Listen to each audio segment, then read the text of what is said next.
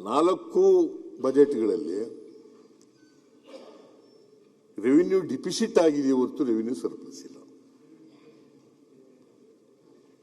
ಇದಕ್ಕೆ ಕಾರಣ ನಾನು ಬರ್ತೀನಿ ನಾನು ಆಮೇಲೆ ಯಾಕೆ ನಾವು ರೆವಿನ್ಯೂ ಡಿಫಿಸಿಟ್ ಆದೋ ಅನ್ನೋದಕ್ಕೆ ಕಾರಣಗಳಿದ್ದಾವೆ. ಆ ಕಾರಣಗಳಿಗೆ ಬರ್ತೀನಿ ನಾನು. ಯಾಕಂದ್ರೆ ಇದು ಮೂಲಭೂತವಾದಂತಹ ವಿಚಾರಗಳನ್ನ ಮಾನ್ಯ ಎಲ್ಲ ಸದಸ್ಯರಿಗೆ ಸದನದ ಗಮನಕ್ಕೆ ತರ್ತಕ್ಕಂಥ ಪ್ರಯತ್ನವನ್ನು ಮಾಡ್ತಾ ಇದ್ದೀನಿ. ಯಾಕಂದ್ರೆ ವಿರೋಧ ಪಕ್ಷದ ನಾಯಕರು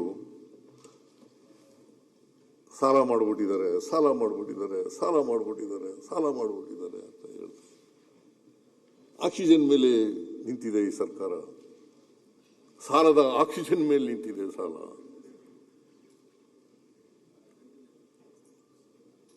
ಆಮೇಲೆ ಎಲ್ಲಿ ನಾನು ಹಿಂದೆ ಮಾತಾಡಿದ್ನ ಎಲ್ಲ ಒಂದ್ಸರಿನೂ ಮಾತಾಡಿರ್ಲಿಲ್ಲ. ರೆಕಾರ್ಡ್ಗೆ ತಪ್ಪು ಹೋಗ್ಬಾರ್ದು. ನೀನು ರೆಕಾರ್ಡ್ಗೆ ತಪ್ಪು ಹೋಗ್ತಾ ಇದ್ರೆ ಹೇಳಿ.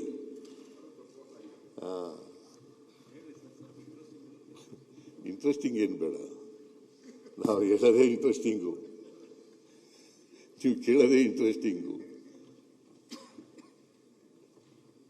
ನಾನು ಮಧ್ಯದಲ್ಲಿ ಮಾತಾಡಿದ್ರೆ ಏನಾಗ್ಬಿಡ್ತದೆ, ದಾರಿ ತಪ್ಪಿಡ್ತೀನಿ.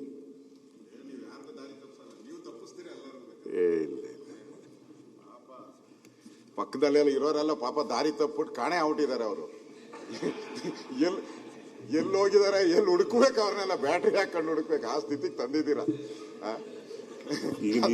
ನಿನಗೆ ದಾರಿ ತಪ್ಪಿಸಿದ್ದೀನೇನಪ್ಪ? ನನ್ನ ಸ್ನೇಹಿತ ಅಂತ ಹೇಳಿದಿರಲ್ಲ, ತಪ್ಪಿಸಿಲ್ಲ. ನಿನಗೆ ದಾರಿ ತಪ್ಪಿಸೋ ಪ್ರಶ್ನೆನೇ ಇಲ್ಲ. ವಿರೋಧ ಪಕ್ಷದ ಯಾರಿಗಾರು ದಾರಿ ತಪ್ಪಿಸಿದ್ದೀನಿ ಅಂದ್ರೆ ಯಾರಿಗಾರು ದಾರಿ ತಪ್ಪಿಸಿದ್ದೀನಿ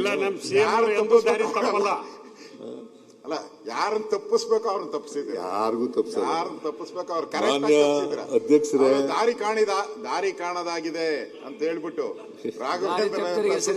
ದೇವಸ್ಥಾನಗಳು ಸುತ್ತಾವ್ರೆ ಎಲ್ಲ ಕಡೆ ಬಗ್ಗೆ. ಅದೇನಾದ್ರು ಆಗಿದ್ರೆ ಮಾನ್ಯ ವಿರೋಧ ಪಕ್ಷದ ನಾಯಕರು ಬೇರೆ ಯಾರಿಂದೋ ದಾರಿ ತಪ್ಪಿಟ್ಟಿದ್ದಾರೆ.